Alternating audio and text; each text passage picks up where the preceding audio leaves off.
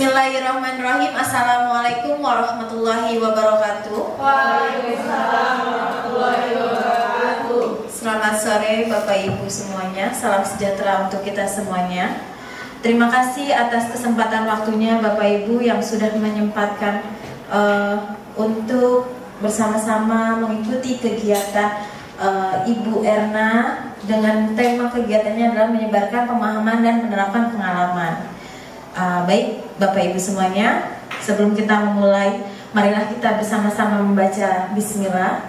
Bismillahirrahmanirrahim. Semoga kegiatan hari ini dapat berjalan dengan lancar. Baik, selanjutnya adalah arahan dari Ibu Wakil Kepala Sekolah yang akan disampaikan oleh Ibu Elis yang mewakili Ibu Eti. Kepada Ibu Elis kami persilakan. Baik, terima kasih.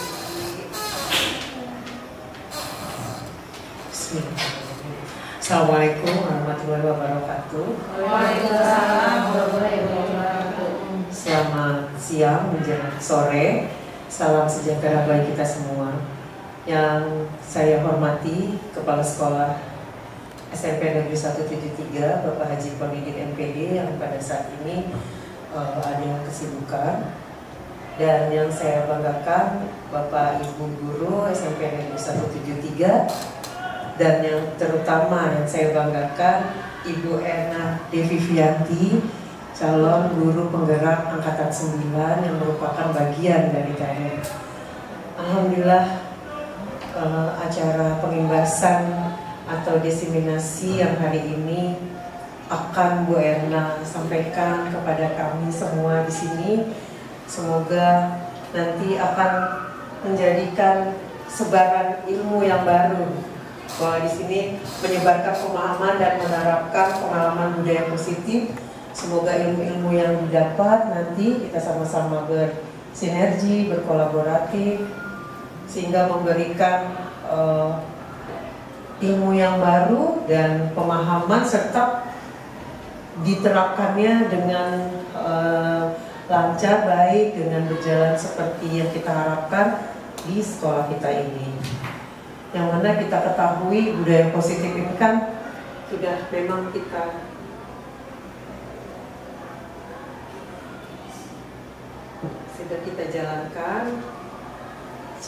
jalankan seperti budaya-budaya bagaimana penerapan setiap pagi ada penerimaan anak-anak baru datang, kita menyebutnya pagi-pagi ceria. Dari sini kita nanti bisa menambahkan lagi kegiatan-kegiatan budaya positif yang sudah ada itu terpelihara dengan baik,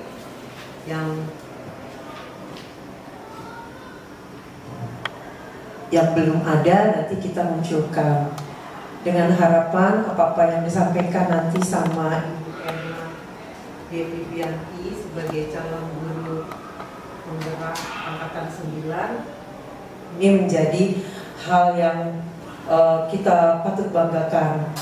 Saya terutama mewakili sekolah sangat bangga memiliki teman-teman yang mau bersama-sama bergerak untuk memberikan yang terbaik kepada sekolah kita ini.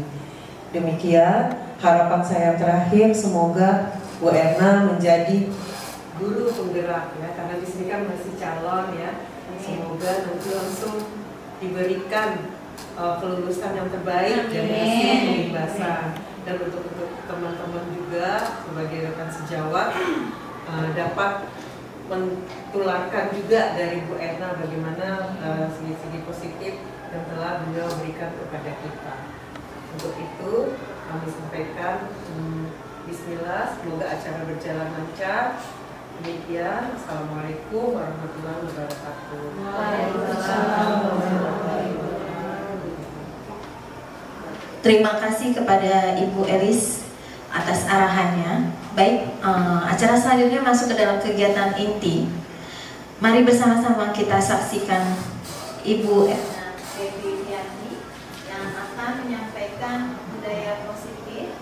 Kepada Ibu Erna, dipersilakan. Bismillahirrahmanirrahim. Assalamualaikum warahmatullahi wabarakatuh. Waalaikumsalam warahmatullahi wabarakatuh. Yang saya hormati Bapak Kepala SMP Negeri 1 173 Jakarta, Bapak Haji Kodiki MPD, dan yang saya banggakan Bapak Ibu Dewan Guru yang berkenan hadir dalam mengikuti pemahaman dan penerapan pengalaman budaya positif yang ada di sekolah. Bapak Ibu, sebelumnya saya ucapkan terima kasih atas kehadirannya. Kita di sini sama-sama belajar ya Bapak Ibu ya, terkait dengan kegiatan budaya positif, di mana budaya positif itu sebenarnya secara tidak sadar kita sudah melakukan, tapi terkadang kita tidak paham kalau yang kita lakukan itu adalah penerapan tentang budaya positif. Begitu ya Bapak Ibu ya. Nah, di sini sebelum kita masuk ke dalam kegiatan tentang apa itu budaya positif, mungkin dari Bapak Ibu di sini ada yang sudah tahu tentang apa itu budaya positif? Boleh Bapak Ibu yang mau pendapat tentang apa itu budaya positif sebelum kita masuk? Boleh Bu Dewi, dipersilakan. Memberikan nilai-nilai kebaikan untuk sekitar atau mengembaskan kebaikan untuk lingkungan kita. Ya, jadi intinya memberikan pengimbasan yang baik terhadap lingkungan ya. Jadi kalau di sini kalau kita bisa mengartikan betul ya kata Bu Dewi ya, terkait dengan perilaku, dengan tindakan atau segala sesuatu yang berhubungan dengan hal-hal yang positif. Yang kita harapkan itu semua dimiliki oleh peserta didik kita, karena sekarang itu semakin majunya zaman, ternyata untuk budaya positif itu malah semakin menurun. Nah, ini yang harus kita bangun bersama-sama, bagaimana kita bisa mencintakan di lingkungan sekolah itu yang memiliki budaya positif yang baik. Baik Bapak Ibu, untuk pembahasan kita kali ini kita akan membahas beberapa hal yang termasuk ke dalam budaya positif.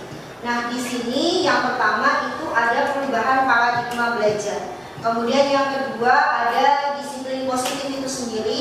Kemudian yang ketiga ada nilai-nilai kebajikan yang bisa kita terapkan dalam kegiatan di sekolah maupun di rumah nanti yang bisa kita lakukan atau bisa kita berikan kepada anak murid kita supaya tidak hanya di sekolah tapi juga di rumah bisa diterapkan. Kemudian yang selanjutnya kita akan mengenal juga tentang kebutuhan dasar manusia. Kemudian ada motivasi perilaku manusia. Jadi segala bentuk perilaku yang dilakukan oleh murid itu pasti punya tujuan. Dan kita harus menggali tujuan itu. Sebenarnya alasan dibalik mereka berperilaku buruk atau baik itu apa. Kemudian yang selanjutnya adalah posisi kontrol guru. Di sini nanti akan dibahas tentang 5 posisi kontrol yang harus dimiliki oleh guru. Apakah guru tersebut sudah sesuai dengan yang diharapkan oleh tujuan pendidikan kita atau memang belum mengarah ke situ. Kemudian yang selanjutnya adalah keyakinan kelas. Kalau keyakinan kelas itu yang sering kita dengar itu adalah peraturan kelas. Nah, setelah kita mempelajari ini, ternyata antara keyakinan kelas dengan peraturan kelas itu adalah dua hal yang sangat berbeda. Kemudian yang ketiga adalah segitiga restitusi. Nah, segitiga restitusi ini, Bapak Ibu, ini adalah suatu tindakan yang bisa kita ambil dalam menyelesaikan suatu permasalahan. Jadi tidak hanya kita bisa memberikan dukungan kepada murid atau memberikan penghargaan, padahal penghargaan di sini malah sifatnya menghukum. Tapi kita akan gali informasi dari murid tersebut melalui kegiatan yang disebut sebagai kegiatan segitiga restitusi. Jadi kita gali permasalahannya apa, kita ajak anak untuk berdiskusi, kemudian kita cari solusi yang bisa kita tawarkan kepada anak tersebut itu apa. Nah, ini sebenarnya begini ya Bapak Ibu ya, bisa Bapak Ibu renungkan terkait dengan kegiatan cobalah buka.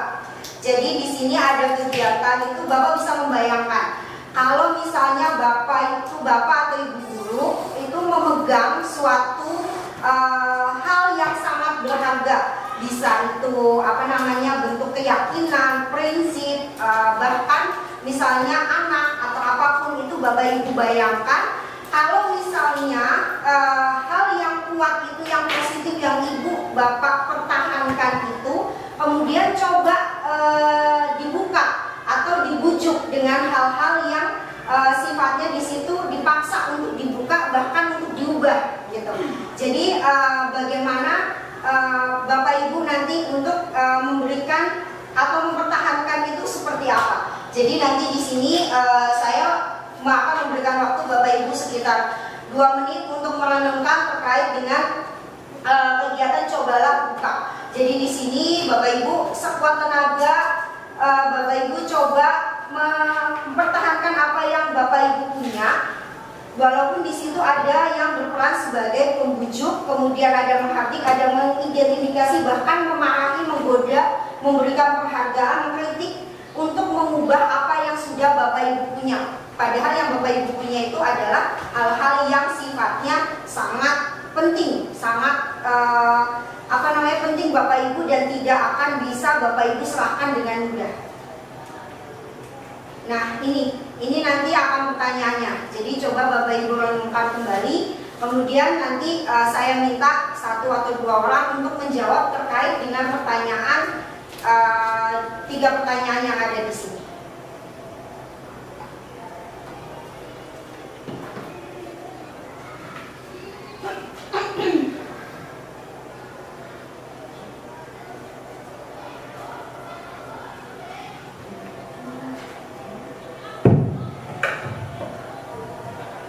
Baik Bapak Ibu, bisa dipahami ya Bapak Ibu ya? Bisa.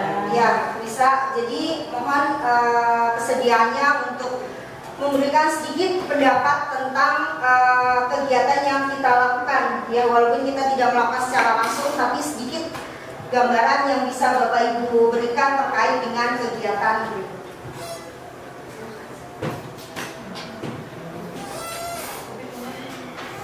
Boleh?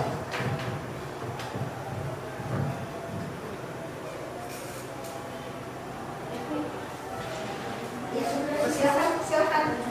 Ini terkait dengan pertanyaan. Oke, untuk pertanyaan yang pertama itu kan apakah Anda atau membuka kepalan tangan ya? Karena ini kan tadi digambarkan sesuatu yang sangat berharga ya untuk diri kita. Jadi kalau saya pribadi, saya akan berusaha semaksimal mungkin mempertahankannya, biarpun ada orang lain yang memaksakan atau bahkan mengancam ataupun memaki dan segala macamnya agar diri kita membuka apa yang berharga untuk kita sebisa mungkin dengan sekuat tenaga kalau perlu ya, tidak akan saya pertahankan. Jadi tidak akan saya buka kepalan tangan. Yang untuk yang kedua mungkin apakah Anda atau rekan Anda, bagaimana kalau misalnya rekan Anda di situ kan memberikan suatu rujukan yang sifatnya itu menggiurkan gitu. Kira-kira itu yang akan dilakukan oleh Anda itu seperti apa? Mungkin awalnya bakalan ragu ya, karena kan sesuatu yang menggiurkan, satu lagi itu sesuatu yang sangat berharga. Pasti ada dalam diri kita sendiri tuh keraguan-raguan awalnya. Tapi sekali lagi karena itu kan sesuatu yang sangat berharga untuk kita, sebagaimana diri kita sekuat tenaga di awal sudah mempertahankannya, jadi sampai akhir pun sebisa mungkin akan dipertahankan seperti itu. Jadi intinya di situ adalah kita tetap akan mempertahankan walaupun ada berbagai macam ancaman atau hardik atau penghargaan, bujukan, rayuan gitu ya, tapi tetap mempertahankan karena itu adalah sesuatu yang berharga. Nah, kemudian yang ketiga di sini siapa yang memegang kendali pada saat kita memegang atau mempertahankan apa yang kita punya? Ya untuk itu diri kita sendiri, karena kan kita yang punya kontrol ya. Apakah kita akan membukanya atau sampai akhir akan tetap mempertahankan? Ya, terima kasih Bu Sofi. Nah ini ya Bapak Ibu ya, jadi di sini ada beberapa jawaban yang bisa muncul kalau misalnya kita terkait dengan kegiatan yang sudah kita lakukan. Di sini yang pertama itu pasti bersedia membuka. Membuka itu berarti apa yang kita pertahankan, apa yang kita rasa itu penting, berarti masih bisa tergoyahkan dengan hal-hal yang ada di luar. Jadi di luar lingkungan, di luar diri kita sendiri. Kemudian ada yang satu lagi mempertahankan, karena itu adalah sesuatu yang penting bagi kita. Jadi kita sekuat tenaga itu harus kita pertahankan. Biasanya itu prinsip ya. Prinsip itu kalau misalnya sudah kuat, sudah melekat, itu biasanya agak sulit untuk dirubah. Kemudian di pertanyaan ketiga, siapakah yang memegang kontrol? Di sini ya. Jadi yang jawabannya adalah diri kita sendiri. Nah, Bapak Ibu, sebenarnya dari kegiatan yang kita lakukan di depan tadi, kita sudah bisa mengambil kesimpulan apa itu yang dimaksud dengan teori kontrol. Nah, teori kontrol yang dimaksud di sini adalah segala bentuk tindakan yang muncul dari diri kita sendiri dan itu sumbernya dari dalam diri kita sendiri atau intrinsiknya kita sendiri. Jadi bukan hal-hal yang sifatnya berasal dari luar. Jadi siapakah yang mengendalikan pada saat memegang kontrol itu siapa? Ya diri kita sendiri. Jadi sebisa mungkin kalau kita menciptakan budaya positif yang ada di lingkungan sekolah, itu harus kita mulai dari diri kita sendiri. Jadi jangan sampai kita memberikan sesuatu kepada anak itu ada paksaan, kemudian ada penghargaan, itu bukan berasal dari diri murid itu sendiri, tapi itu adalah berasal dari luar. Dan itu tidak selaras dengan teori kontrol yang kita bahas ini. Ya Bapak Ibu ya. Kemudian yang selanjutnya, nah pembelajaran dengan paradigma baru. Kalau kita ketahui pada saat ini mungkin saya juga melakukan pembelajaran itu pada prinsipnya itu ada dua, yaitu pembelajaran yang berpusat kepada guru dan ada juga pembelajaran yang berpusat kepada murid. Saya selama ini juga menerapkan pembelajaran lebih banyak itu yang berpusat kepada guru. Nah, menurut Bapak Ibu melakukan atau menerapkan pembelajaran yang seperti apa? Yang berpusat kepada guru atau yang berpusat kepada murid. Nah, itu nanti dipertanyakan lagi ya Bapak Ibu ya. Dan idealnya sebenarnya yang baik itu sebenarnya berpusat kepada guru atau berpusat kepada murid. Kenapa?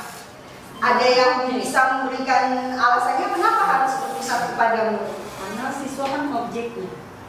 Karena siswa itu adalah objeknya. Objeknya yang gimana maksudnya begini?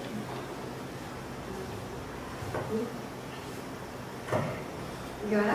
Tapi intinya yang kita menerapkan yang baik, yang idealnya itu memang yang bersumber atau yang berpusat kepada murid. Jadi kita membentuk pembelajaran itu harusnya yang sesuai dengan kebutuhan murid. Jadi segala sesuatu yang kita berikan kembali lagi ke murid. Makanya sesuai dengan prinsipnya Ki Hajar Dewantara bahwa guru itu pada dasarnya hanya menuntun kemudian memenuhi kebutuhan yang ada pada murid. Jadi tidak ada lagi pembelajaran yang kita terapkan itu kalau misalnya saya itu biasanya anak saya suruh catat sampai selesai. Ternyata itu tidak dibenarkan karena itu berpusat kepada guru. Semakin maju zaman itu kan pembelajaran kita juga harus selalu mengikuti ya Bapak Ibu ya. Apalagi sekarang sumber informasi itu beragam. Anak bisa mendapatkan sumber informasi itu dari berbagai sumber, tidak hanya gurunya. Makanya kita harus mengubah paradigma. Nah, paradigma yang seperti apa? Yaitu tadi dari pembelajaran yang berpusat kepada guru menjadi pembelajaran yang berpusat kepada murid. Nah, di sini pembelajaran yang berpusat kepada guru bisa diterapkan ke dalam pembelajaran berdiferensiasi. Kalau Bapak Ibu nanti mengikuti atau melakukan kegiatan di PMM, itu ada kegiatan di situ pembelajaran berdiferensiasi. Itu luar biasa sekali Bapak Ibu. Jadi di sana kita diajarkan bagaimana kita memperoleh atau mengetahui, bagaimana kita mengetahui kebutuhan murid. Kemudian kita menerapkan ke pembelajaran bahwa setiap pembelajaran yang kita lakukan itu benar-benar harus kembali ke murid, untuk murid, dan kita bahkan diminta untuk menghamba kepada murid. Nah, di sini dijelaskan ya Bapak Ibu ya, prinsip pembelajaran berdasarkan paradigma baru adalah pembelajaran berdiferensiasi, sehingga murid belajar sesuai dengan kebutuhan berdasarkan tahapan perkembangan psikologi modern untuk mewujudkan profil belajar Pancasila. Nah, profil belajar Pancasila ini sangat luas sekali. Jadi di sini ada nilai-nilai kebajikan yang bisa diterapkan kepada murid kita. Walaupun mungkin tidak semuanya, tapi satu atau dua kita harus selalu mendorong murid untuk selalu berperilaku sesuai dengan profil pelajar Pancasila.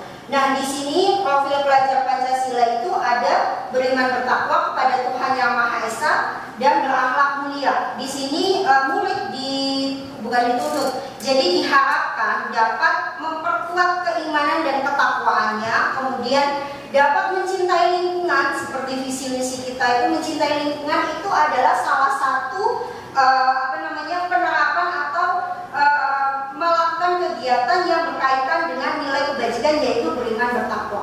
Kemudian murid harus berkebinekaan global. Berkebinekaan global itu jadi wawasannya harus meluas, tidak hanya terbatas dalam satu sumber, tapi memang harus sangat luas dan sangat beragam. Kemudian bergotong royong, jadi murid diajak untuk selalu bekerja sama dalam hal apapun. Kemudian selanjutnya kreatif, jadi semakin maju zaman, murid juga dipacu untuk semakin bisa memunculkan kreativitas mereka. Kemudian yang selanjutnya bernalar kritis, kalau sudah kreatif pasti sudah bernalar kritis. Selanjutnya mandiri, jadi tidak hanya bekerja sama, tapi mereka juga bisa mengembangkan dirinya secara mandiri. Nah, selanjutnya Bapak Ibu ya, jadi teori kontrol yang sudah kita bahas tadi sebelumnya adalah segala sesuatu atau perilaku yang muncul dari diri kita sendiri dan kita yang memegang kendali. Itu adalah teori kontrol. Jadi beberapa teori kontrol yang diterapkan atau yang dikemukakan oleh Dr. William Glasser. Di sini ada beberapa miskonsepsi. Jadi kita itu biasa menerapkan, kita itu merasa, kita itu mengontrol murid untuk melakukan hal-hal yang positif. Tapi pada dasarnya itu bukan melakukan hal yang baik, tapi malah sebuah kesalahan terbalik gitu. Jadi sebuah ilusi. Jadi bukan hal yang nyata, tapi ilusi. Di sini adalah ilusi guru mengontrol murid. Jadi kadang gini, kamu harus rajin, harus datang tepat waktu, gitu kan? Kalau kamu tidak tepat waktu, nanti kamu akan dihukum. Nah, murid karena takut dengan hukuman, akhirnya dia datanglah tepat waktu. Sekarang pertanyaannya, apakah itu muncul karena dirinya sendiri? Jawabannya adalah bukan. Itu adalah muncul dari lingkungan sekitar murid. Jadi dia berperilaku datang tepat waktu ke sekolah karena dia takut dihukum. Jadi menghindari hukuman. Ini adalah bentuk ilusi guru yang mengontrol murid, gitu. Kemudian yang kedua, ilusi bahwa semua penguatan positif itu bermanfaat. Jadi tidak semua penguatan positif yang kita berikan itu bisa diterima oleh anak dengan baik dan bisa dimanfaatkan dengan baik, ya Bapak Ibu ya. Jadi banyak juga kita merasa hal itu penting bagi murid, tapi pada dasarnya itu tidak dibutuhkan oleh murid. Kemudian yang ketiga, kritik dan membuat orang merasa bersalah. Banyak, terutama saya juga sering, kamu kok gitu ya, kamu kok tega mengecewakan ibu dan seterusnya. Itu memunculkan rasa bersalah bagi murid. Jadi murid akan sadar tapi dipaksa, bukan dari kesadaran mereka sendiri. Kemudian yang ketiga, bahwa orang dewasa memiliki hak untuk memaksa. Kita sebagai guru itu adalah orang dewasa. Kita memaksa murid untuk untuk melakukan hal-hal yang kita inginkan, yang peraturan sekolah inginkan. Tapi apakah kita bertanya murid tersebut mau nggak melakukan hal tersebut? Apakah kesadaran atau perilaku yang mereka lakukan itu apakah muncul dari diri mereka sendiri? Nah, itu yang perlu kita pertanyakan. Begitu ya Bapak Ibu ya. Nah, sekarang kita akan mengubah bagaimana yang tadi kita menstimulus dan melihat respon ke murid menjadi pendekatan sesuai dengan teori kontrol, yaitu membentuk kesadaran murid bahwa segala perilaku yang mereka lakukan itu adalah sebuah kesalahan. Yang pertama di sini adalah kebutuhan yang stimulus respon, bahwa setiap kebutuhan itu kita sama, kebutuhan setiap murid itu yang kita anggap adalah semuanya sama. Padahal di teori kontrol kita itu atau murid itu tidak sama kebutuhannya antara satu dengan yang lain. Jadi itu yang harus kita ubah. Kemudian yang kedua, semua orang melihat hal yang sama. Pandangan murid juga belum tentu apa yang kita lihat murid juga lihat. Begitu ya Bapak Ibu ya. Yang ketiga, kita mencoba mengubah orang agar berpendapat berpandangan sama dengan kita. Jadi kesannya memaksa. Pokoknya kamu harus begini, kamu harus begitu. Pandangan kamu harus begini, kamu harus melakukan begitu. Itu adalah stimulus respon. Kemudian di sini kita harus paham bahwa kita berusaha memahami pandangan orang lain tentang dunia. Jadi di sini mereka diperbolehkan untuk berpendapat apa yang mereka rasakan, kemudian apa yang mereka tahu itu juga kita harus gali. Kemudian yang ketiga, perilaku buruk dilihat sebagai suatu kesalahan. Ini yang sering kita anggap baik tapi ternyata salah. Jadi kamu melakukan hal tersebut, kamu tuh salah, kamu tuh harusnya nggak begitu. Nah itu ternyata perilaku tersebut sebenarnya dilakukan oleh murid itu karena ada tujuannya. Mungkin pada saat si murid ini melakukan sesuatu untuk mendapatkan perhatian dari guru, ya kan? Kita harus tahu dulu, kamu kenapa sih melakukan seperti itu. Jadi kita tidak boleh langsung kamu salah, kamu melakukan hal tidak baik, apa yang kamu lakukan buruk. Nah itu seharusnya kita tahu dulu di balik apa yang mereka lakukan itu sebenarnya yang mereka rasakan itu seperti apa, tujuan mereka itu untuk apa? Apakah untuk mencari perhatian, apakah untuk mencari penghargaan, atau untuk mencari kebutuhan-kebutuhan yang lain. Kemudian orang lain bisa mengontrol saya. Nah ini maksudnya terkait dengan perilaku peraturan-peraturan biasanya awalnya dipaksa gitu kan. Jadi pokoknya peraturan ini harus dilaksanakan. Nah itu sebenarnya mengontrol murid. Di sini yang diteori kontrol hanya Anda yang bisa mengontrol diri Anda sendiri. Jadi pemegang kendali terbesar itu adalah diri anak atau diri kita sendiri. Begitu ya Bapak Ibu ya.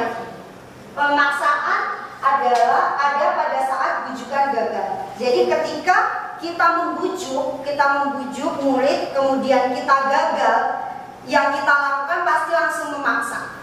Ya kan Bapak Ibu ya. Pokoknya harus kamu kerjakan itu. Padahal di situ kita tidak bisa memaksa atau mengontrol orang lain. Kemudian model pemikiran menang atau kalah. Kalau kamu nggak menang, ya kamu kalah gitu. Padahal sebenarnya tidak ada menang dan kalah. Di sini biasanya ada model berpikir win-win solution. Jadi tidak ada menang, yang ada menang ya menang gitu kan, sesuai dengan kebutuhan yang dimiliki oleh murid. Nah ini ya Bapak Ibu ya. Jadi Ki Hajar Dewantara itu sebenarnya filosofi menurut Ki Hajar Dewantara itu sangat luar biasa. Jadi banyak di situ kita belajar bahwa bagaimana kita memerdekakan murid. Memerdekakan di sini adalah kita menciptakan pembelajaran yang sesuai dengan kebutuhan murid. Jadi yang diutamakan di sini adalah bagaimana murid itu bisa merdeka, kebutuhannya terpenuhi. Nah makanya dari itu nanti akan memiliki yang namanya disiplin yang kuat, perilaku yang baik. Nah disiplin yang dimaksud di sini adalah disiplin diri yang mengarahkan murid kepada cara murid untuk dapat mengontrol atau memegang kendali terhadap dirinya sendiri dalam melakukan setiap tindakan, memahami dan menyadari berdasarkan motivasi internal. Jadi kesadaran murid bukan dari motivasi ekstrinsik, yaitu dari lingkungan sekitar. Nah sebagai seorang pendidik, tugas menurut Ki Hajar Dewantara yaitu Bapak Ibu ya, bahwa tugas seorang pendidik adalah menuntun, mengarahkan, membimbing murid sehingga dapat memiliki perilaku disiplin positif, sehingga mereka berperilaku terhadap nilai-nilai kebajikan universal, memiliki motivasi yang berasal dari dalam dirinya, kemudian untuk mengarahkan kepada perubahan yang lebih baik. Nah selanjutnya di sini ada nilai-nilai kebajikan. Sebenarnya nilai-nilai kebajikan yang saya pelajari kemarin, yang saya dapat di CGP itu ada banyak. Tapi sebenarnya kita bisa melihat dari sini saja, dari profil belajar Pancasila. Jadi nilai-nilai kebajikan di sini adalah suatu nilai yang disepakati bersama, lepas dari suku, bangsa, latar belakang, bahasa, agama, semuanya itu sama. Tujuannya yaitu untuk memenuhi kebutuhan. Jadi ada banyak, tapi di sini saya hanya menuliskan 3. Menurut saya di bagian profil pelajar Pancasila ini sudah mencakup semua dari nilai kebajikan yang harus dimiliki oleh murid. Kemudian di sini ya, kebutuhan dasar manusia. Kebutuhan dasar manusia adalah segala sesuatu yang kita lakukan untuk mendapatkan sesuatu yang kita inginkan. Seluruh tindakan yang kita lakukan itu memiliki tujuan. Dan semua usaha terbaik yang kita lakukan dalam rangka agar kebutuhan dasar terpenuhi dengan sangat baik. Kebutuhan dasar manusia ada 5, bertahan hidup. Di sini lebih ke makanan, tempat tinggal, keamanan, kesehatan yang terkait dengan kebutuhan-kebutuhan pokok. Kemudian yang kedua ada kasih sayang dan perasaan diterima. Di sini keinginan untuk terus terhubung dan diterima, dipedulikan dan dapat bekerja sama dengan orang lain, teman, keluarga, rekan kelompok, kemudian di mana kita bergabung. Yang selanjutnya ada penguasaan. Kalau sudah ada harga diri, kita punya harga diri, kita punya prestasi, kemudian pasti akan muncul penguasaan. Kita ingin memimpin, kita ingin mengendalikan orang, gitu ya. Itu adalah kebutuhan dasar penguasaan. Kemudian yang selanjutnya adalah kebebasan. Kebebasan dalam berperilaku yang sesuai dengan motivasi internal. Ini kebebasan dalam hal-hal yang positif, gitu ya. Yang selanjutnya adalah kesenangan. Kesenangan di sini adalah kebutuhan untuk bermain, tertawa, merasa bahagia, gitu ya Bapak Ibu ya. Kemudian yang selanjutnya, setiap perilaku yang kita lakukan, setiap perilaku yang murid lakukan itu pasti ada motivasi, ada pemicu sehingga mereka mau melaksanakan hal tersebut. Jadi di sini saya membagi ada 2, ada motivasi yang berasal dari luar, ada yang motivasi yang berasal dari dalam diri sendiri. Yang dari luar itu tadi yang saya sebutkan, murid melakukan segala tindakan itu biasanya karena takut dihukum, karena takut dicela. Nah itu adalah motivasi yang berasal dari luar, supaya mereka mendapatkan imbalan, penghargaan, itu semuanya adalah motivasi eksternal. Nah, motivasi internal di sini adalah untuk menjadikan orang yang mereka inginkan menghargai diri sendiri dengan nilai-nilai yang mereka percaya. Jadi motivasi itu muncul dari diri mereka sendiri. Mereka memiliki kesadaran yang berasal dari diri mereka sendiri. Kemudian selanjutnya, nah ini kita sering tidak bisa membedakan, bahkan saya juga tidak bisa membedakan apa yang saya lakukan itu adalah sebuah hukuman, konsekuensi atau restitusi. Nah di sini hukuman itu adalah tindakan yang tiba-tiba. Jadi tiba-tiba pada saat kita mengajar, kita mengetahui ada sesuatu atau hal yang tidak sesuai dengan keinginan kita akan menghabis siswa, kita akan memarahi mereka, kita akan melakukan hal-hal yang sifatnya itu menghukum. Nah itu adalah hukuman. Murid tidak tahu apa yang akan terjadi dan tidak dilibatkan. Jadi pokoknya kita tunjuk, kamu harus lari, ya lari gitu. Pokoknya ibu nggak mau tahu kamu lari karena kamu buat kesalahan, tanpa kita tahu mereka itu membuat kesalahan karena apa gitu. Nah yang kedua adalah konsekuensi. Nah ini yang sering kita lihat sebagai peraturan. Jadi konsekuensi, kalau kamu datang terlambat, ya kamu harus berdiri di lapangan. Nah itu sebenarnya adalah bentuk konsekuensi. Atau kalau kamu dapat terlambat, kamu harus ketemu guru BK dulu. Nah itu adalah konsekuensi yang sudah dibuat berdasarkan aturan yang dibuat. Kemudian restitusi. Di sini adalah restitusi itu menciptakan kondisi lebih ke dialog ya Bapak Ibu ya. Jadi dialog antara guru dengan murid untuk mencari permasalahannya itu apa, kemudian akhirnya mencapai kesepakatan atau solusi yang bisa dilakukan tanpa memberikan hukuman atau konsekuensi. Baik Bapak Ibu, semoga masih semangat ya untuk melanjutkan kegiatan kita terkait dengan pemahaman tentang dihukum oleh penghargaan. Bapak Ibu dijelaskan sebelumnya bahwa penghargaan itu juga dapat menghukum murid.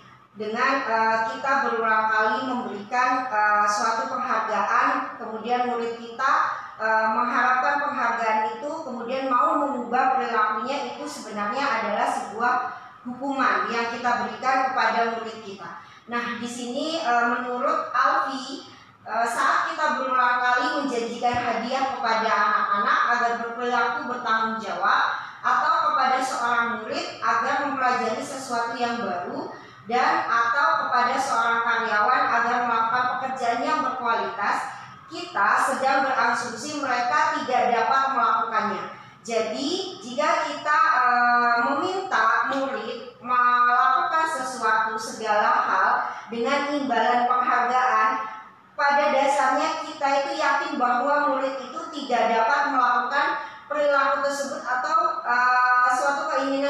inginkan, sehingga kita perlu untuk memotivasi mereka dari luar, yaitu melalui suatu penghargaan. Nah, di sini mereka akan memilih untuk melakukannya. Jadi mereka itu pada dasarnya tidak dapat melakukannya, tapi kita paksa dengan penghargaan supaya mereka mau melakukannya. Baik Bapak Ibu, kita lanjut. Nah, di sini dijelaskan bahwa mengemukakan bahwa baik penghargaan maupun hukuman adalah cara-cara mengontrol perilaku seseorang yang menghancurkan potensi untuk pembelajaran yang sesungguhnya.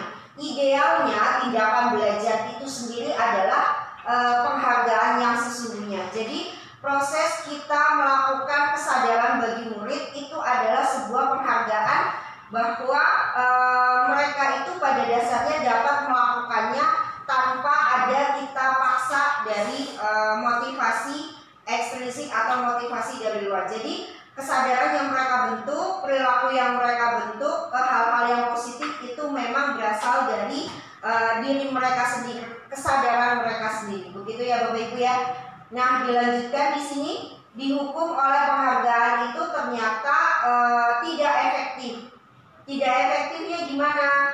Tadi kita sudah dijelaskan di depan bahwa suatu penghargaan itu bentuk ketidakpercayaan kita kepada kemampuan murid. Jadi di sini disebutkan bahwa penghargaan itu tidak efektif. Kemudian yang kedua, penghargaan dapat merusak hubungan. Jika murid ingin mencapai suatu tujuan tertentu, ingin mendapatkan penghargaan dari kita, biasanya mereka akan menghalalkan segala cara untuk dapat kita hargai, untuk dapat mendapatkan penghargaan dari kita. Nah, bisa jadi mereka lakukan itu hal-hal bukan hal-hal yang positif, tapi malah hal-hal yang negatif. Kadang mereka itu dengan teman juga akan saling membenci. Nah, itu di sini makanya disebutkan bahwa penghargaan itu dapat merusak hubungan. Kemudian yang ketiga, penghargaan mengurangi ketepatan. Penghargaan sendiri jika kita memberikan dengan tujuan supaya murid itu mau melakukan apa yang kita inginkan, itu sebenarnya bukan sesuai dengan ketepatannya. Jadi penghargaan itu adalah suatu apresiasi yang kita berikan kepada murid karena mereka itu memiliki keyakinan atau memiliki kesadaran yang mereka sendiri buat, bukan karena paksaan dari kita. Kemudian selanjutnya penghargaan itu menurunkan kualitas. Selanjutnya di sini penghargaan mematikan kreativitas. Jadi murid hanya terpaku terhadap apa yang ingin kita lakukan sebagai guru. Jadi kita ingin membentuk murid itu berperilaku seperti apa dengan iming-iming penghargaan.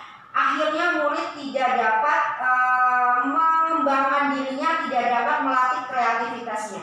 Kemudian yang terakhir ini yang paling buruk ya, penghargaan itu dapat menghukum murid. Selanjutnya, pengaruh jangka pendek dan jangka panjang. Penghargaan efektif jika kita menginginkan seseorang melakukan sesuatu yang kita inginkan. Jadi kita ada unsur pemaksaan dalam jangka pendek dalam jangka waktu yang pendek.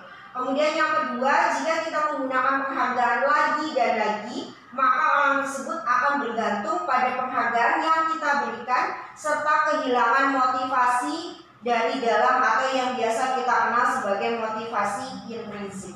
Jika kita mendapatkan penghargaan untuk melakukan sesuatu yang baik, maka selain kita senantiasa berharap mendapatkan penghargaan itu lagi, kita pun menjadi tidak menyadari bahwa tindakan baik yang kita lakukan itu sebenarnya bukan karena penghargaan, tapi benar-benar dari diri kita sendiri.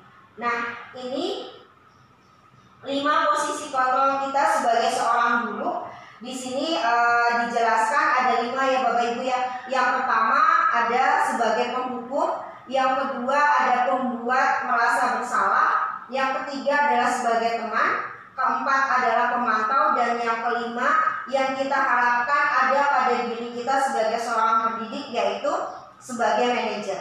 Jika kita berperan sebagai penghukum itu akan memunculkan nilai yang negatif yang dirasakan oleh murid. Biasanya di sini murid akan cenderung lebih dendam ke kita karena kita selalu memberikan hukuman kepada mereka. Kemudian pembuat merasa bersalah. mereka akan menyadari kesalahan mereka, tapi kita picu masalah kesadaran murid ini dengan membuat mereka merasa bersalah. Yang ketiga, sebagai teman. Nah, sebagai teman ini banyak pemakluman yang kita lakukan, padahal sebenarnya itu adalah hal-hal yang sifatnya tidak bisa menumbuhkan kesadaran bagi murid. Kemudian yang pemantau ini ada data, misalnya murid berapa kali terlambat ke sekolah. Nah, itu nanti bisa kita jadikan aja, misalnya kita panggil orang tua dan seterusnya. Itu adalah peran kita sebagai pemantau. Nah, kita akan bahas lebih lanjut tentang yang posisi manajer. Posisi manajer di sini adalah posisi yang ideal bagi seorang guru untuk membimbing murid memiliki sikap disiplin yang positif, yaitu murid bisa mandiri, bertanggung jawab, kemudian dapat merdeka dan dapat memecahkan permasalahannya sendiri. Tujuan dari posisi manajer adalah agar murid dapat berefleksi atas tindakannya. Guru akan memberikan pertanyaan-pertanyaan bermakna sehingga murid akan belajar dari kesalahan dan mencari sebuah solusi untuk menyelesaikannya. Pada posisi manajer, guru dapat menerapkan disiplin positif yang berpihak kepada murid. Jadi kembali lagi, semua yang kita lakukan itu untuk kebutuhan murid, yang memerdekakan murid. Walaupun tidak mudah menjadi manajer, tapi kita harus tetap berusaha secara bertahap untuk dapat mewujudkan pendidik yang berperan sebagai manajer. Kemudian yang selanjutnya, ini contoh penerapan 5 posisi kontrol yang bisa kita terapkan atau yang sering kita lakukan tanpa kita sadar. Mungkin kita pernah melakukannya pada saat murid datang terlambat. Semoga di 173 belum ada ya untuk yang pertama ya. Jadi kalau misalnya melihat murid yang terlambat, menyuruh murid tersebut untuk berlari sampai berlari mengelilingi lapangan 20 kali. Ini adalah peran guru sebagai penghukum. Kemudian yang pembuat merasa bersalah. Berapa kali ibu harus memberitahukan kepada kamu, selalu saja kamu mengecewakan.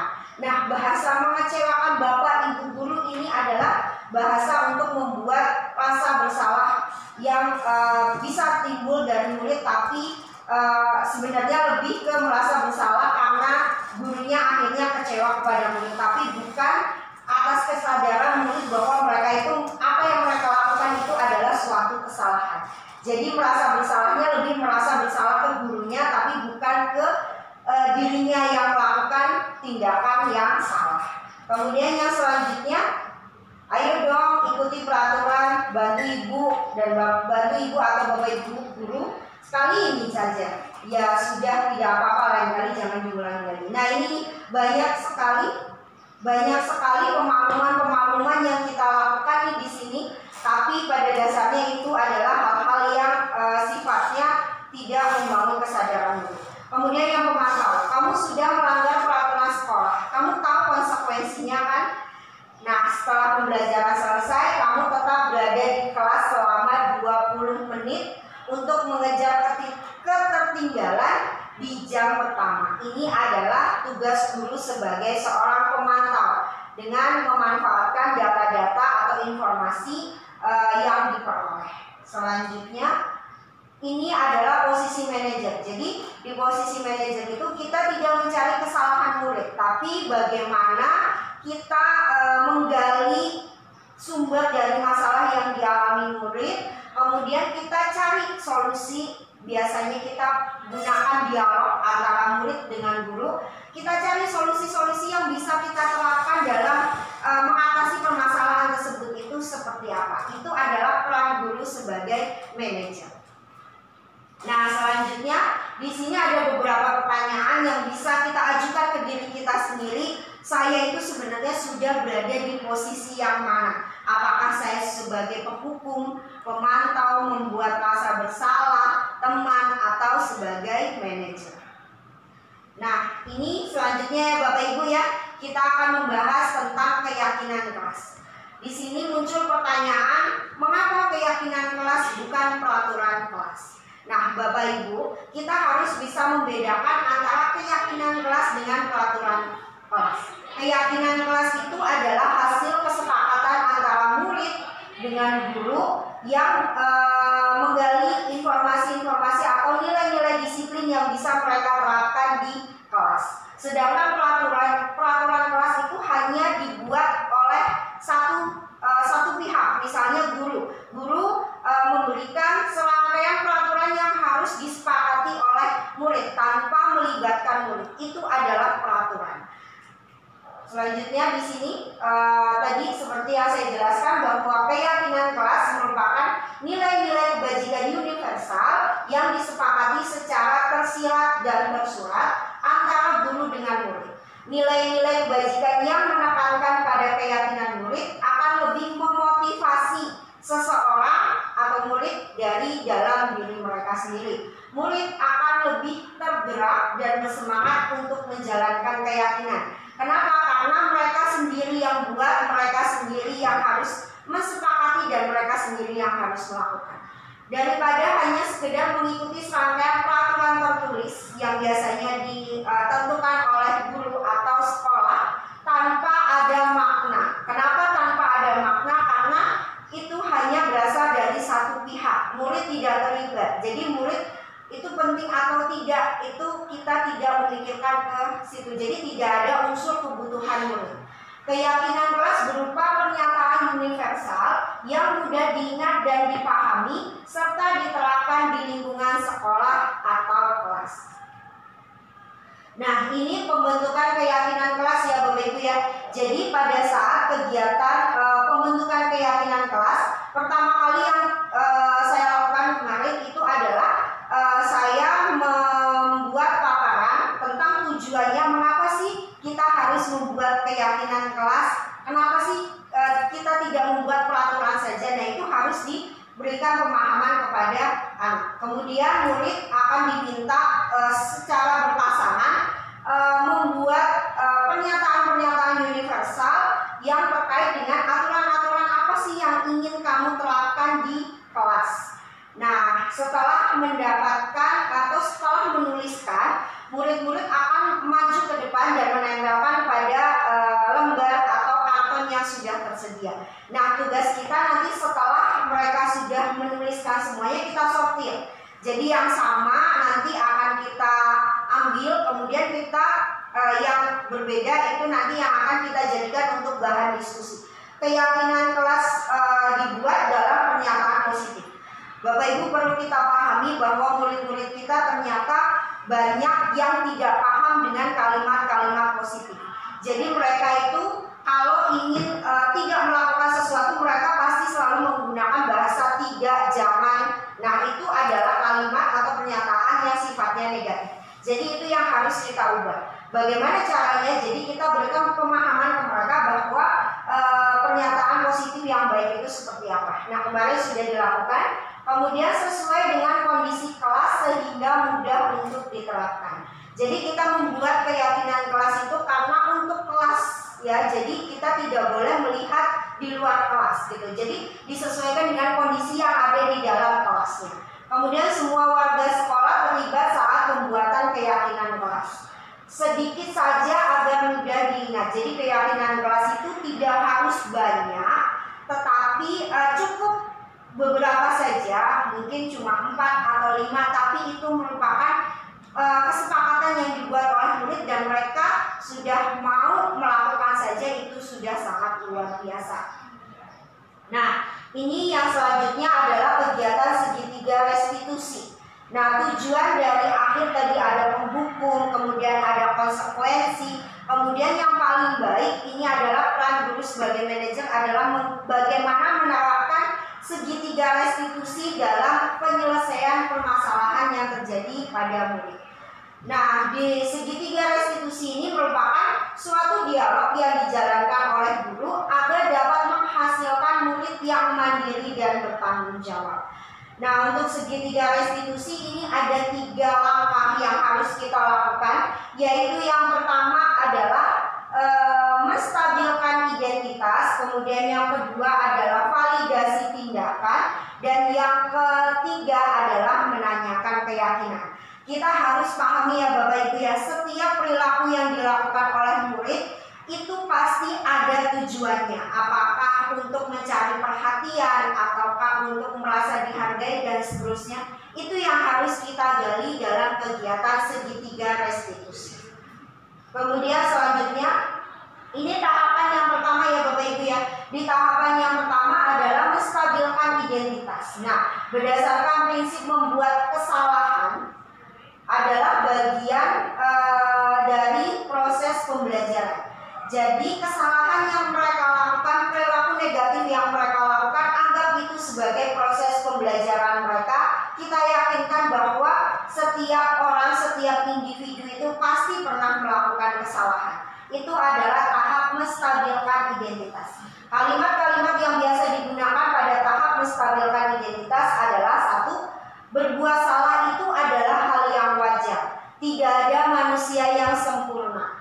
Bapak atau ibu juga pernah melakukan hal tersebut. Kemudian bapak atau ibu tidak mau mencari kesalahan, mencari siapa yang salah, tapi bapak ibu ingin mencari solusi dari permasalahan yang kamu alami. Kemudian kamu berhak merasa begitu.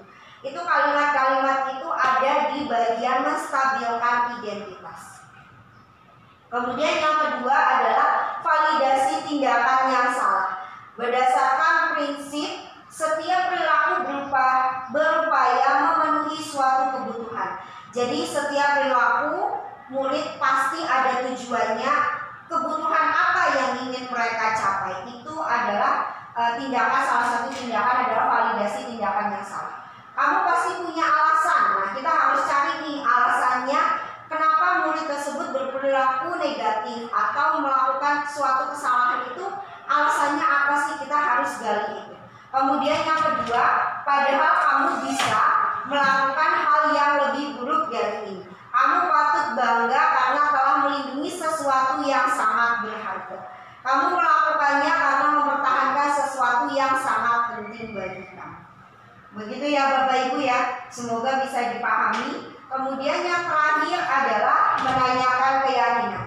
Berdasarkan prinsip teori kontrol bahwa pada dasarnya kita termotivasi secara intrinsik.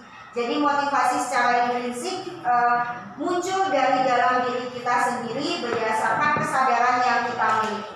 Nah, di sini beberapa pertanyaan yang bisa kita ajukan untuk menanyakan keyakinan.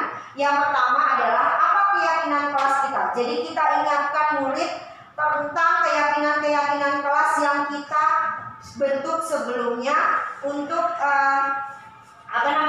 untuk mencari atau untuk meyakinkan mereka bahwa yang mereka lakukan itu adalah sesuatu yang kurang tepat. Jadi dengan mengingatkan keyakinan-keyakinan kelas tersebut akan memunculkan kesadaran bagi murid untuk bagaimana kita memperbaikinya.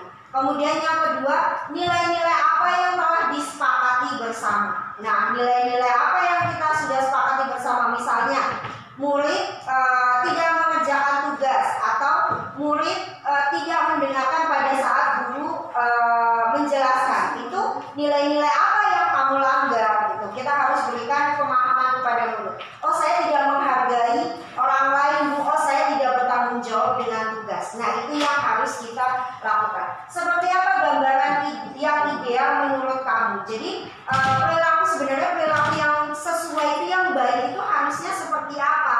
Nah, itu nanti kita akan tanyakan di menanyakan keyakinan. Kemudian yang terakhir, kamu ingin menjadi orang seperti apa? Nah, itulah nanti yang akan kita lakukan ketika kita menanyakan keyakinan-keyakinan kelas yang bisa kita lakukan. Baik Bapak Ibu, sedikit yang bisa saya sampaikan, tapi sebelumnya nanti akan saya tunjukkan bagaimana saya membuat segitiga restitusi yang sudah saya lakukan. Itu nanti bisa kita lihat bagaimana kita menstabilkan identitas, kemudian validasi yang salah itu seperti apa, dan yang ketiga nanti kita bisa lihat tentang keyakinan kelas. Maaf Bu, ya seharusnya saya di kelas melaksanakan tugasnya, tetapi saya malah jadi di warung depan dan saya mau pulang. Nah, saya di sini bukan untuk memarahi atau menghukum kamu ya. Ibu paham, tidak ada manusia yang sempurna. Ada, kita juga pernah melakukan kesalahan. Nah, kadang berbuat salah itu hal yang wajar. Tetapi Tapi kita harus belajar juga dari kesalahan yang kita buat, gitu ya. Iya Bu. Kenapa kamu tidak melaksanakan tugas tiket dan malah berada di luar gerbang sekolah?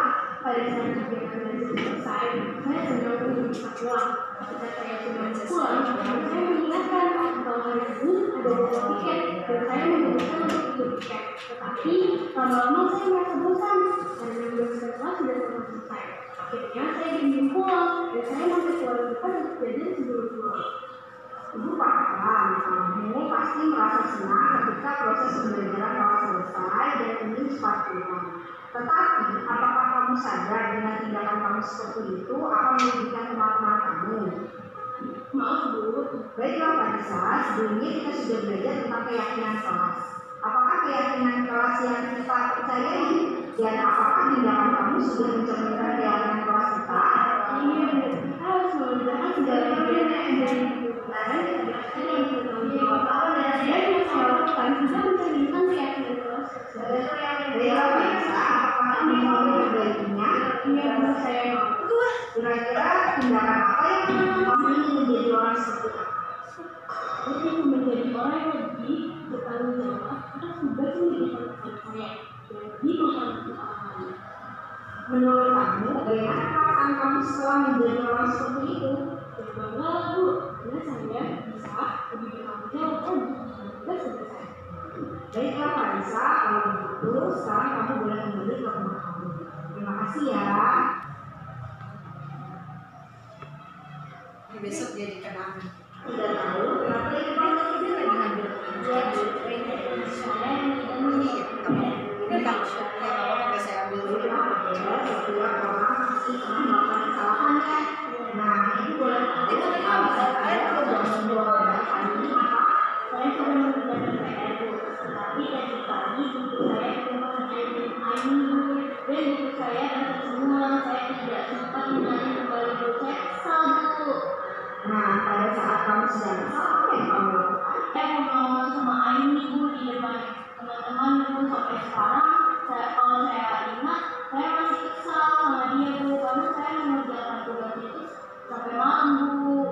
Gitu ya, kalau ibu ada di posisi kamu juga itu pasti kesal sama kayak kamu.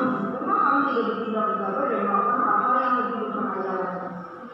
Iya Bu, itu saya masih bersabar walaupun masih kesal banget Bu. Iya pasti kesal ya. Iya. Kamu memilih untuk bersabar dan tidak bertindak gegabah itu kan? Iya Bu. Nah sekarang ayo kita coba ingat ya keyakinan kelas yang sudah kita sepakati ya. Kira-kira keyakinan kelas apa yang kita percayai? Kita harus saling menghormati teman Bu. Sebenarnya saya menghargai orang lain Bu. Mungkin karena saya sedang emosi, jadi saya tidak menunjukkan sikap tersebut. Nah, menurut Anda, sikap saling menghormati itu penting tidak? Penting lah Bu. Ya setuju, sikap saling menghormati itu sangat penting ya. Namun ada juga kesepakatan yang kita buat pada saat kita sedang marah bukan? Iya Bu, ketika saya sedang marah, saya memberi jeda terlebih dahulu kepada diri saya. Nah, Bapak Ibu, sekian yang bisa saya sampaikan, kurang dan lebihnya saya mohon maaf supaya kita berharap semuanya kita bisa menjadi guru-guru yang memang melakukan pembelajaran yang sesuai dengan kebutuhan murid dan kita tahu apa yang murid-murid ini butuhkan dalam proses pembelajaran supaya tidak ada lagi bahasa kita menghukum atau memberikan konsekuensi, tapi kita harus bagaimana kita harus memberikan restitusi kepada murid dan kita bisa berperan sebagai manajer. Baik Bapak Ibu, kurang lebihnya dari saya mohon maaf. Saya akhiri. Wassalamualaikum warahmatullahi wabarakatuh. Waalaikumsalam warahmatullahi wabarakatuh.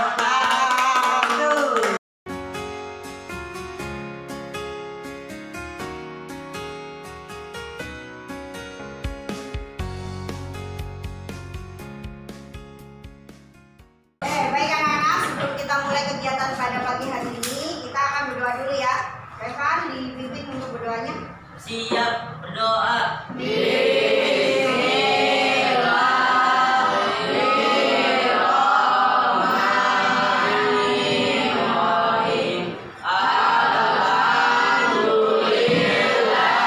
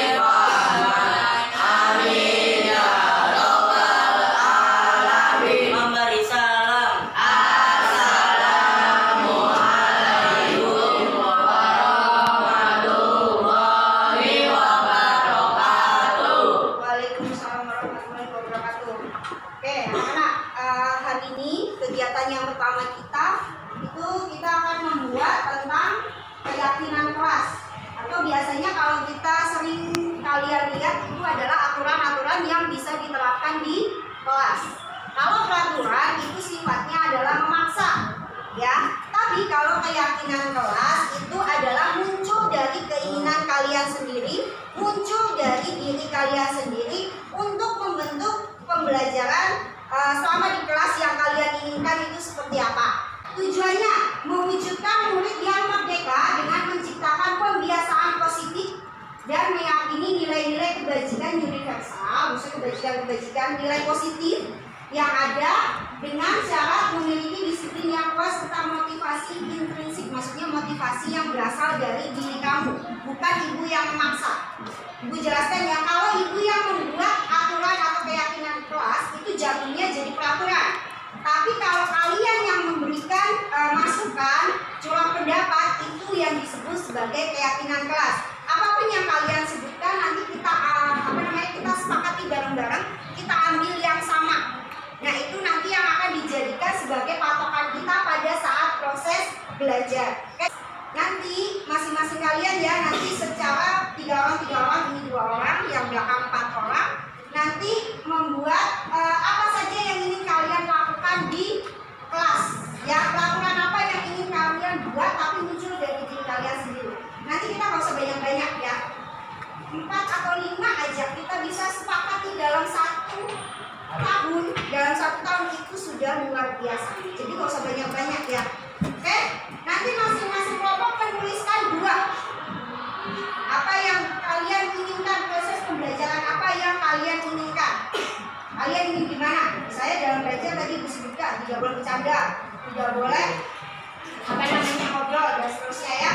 Nanti Ibu akan bagikan post-it, jadi masing-masing nanti dari per kelompoknya akan menuliskan, gitu ya. Paham ya? Paham.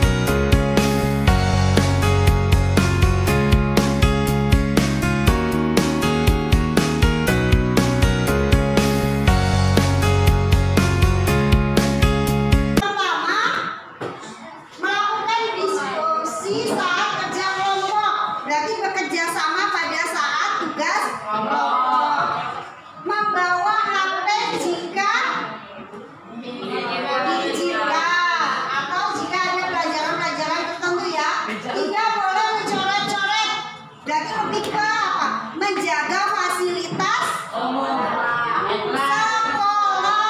Kemudian tidak memotong pembicaraan. Berarti menghargai atau menghormati atau mendengarkan atau gimana kalimatnya? Menghargai, menghormati guru. Saat apa? Tidak berbicara saat guru menjelaskan.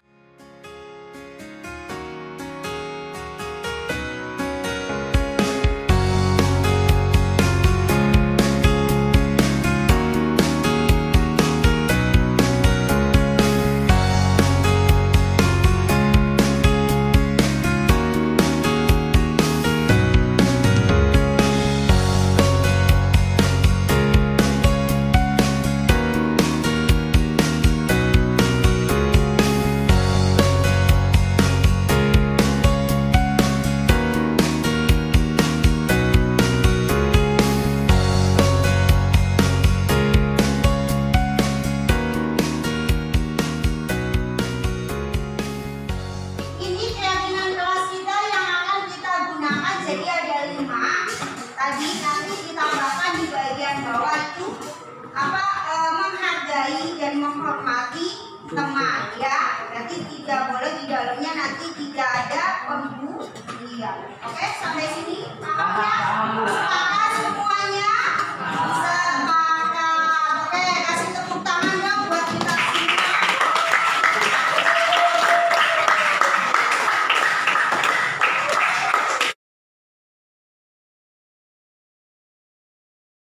Warahmatullahi wabarakatuh. Selamat siang semuanya. Perkenalkan, nama saya Farisa Amalia Putri dari kelas 8H. Berdirinya saya di sini, saya akan mengungkapkan bagaimana perasaan saya.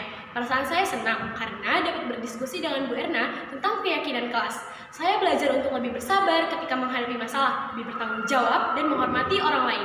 Wassalamualaikum warahmatullahi wabarakatuh. Assalamualaikum warahmatullahi wabarakatuh. Perkenalkan, nama saya Adelia Rasya Putri dari kelas 8H. Perasaan saya senang karena dapat berdiskusi dengan Bu Erna tentang keyakinan kelas. Saya belajar untuk lebih bersabar ketika sedang menghadapi masalah, lebih bertanggung jawab dan menghormati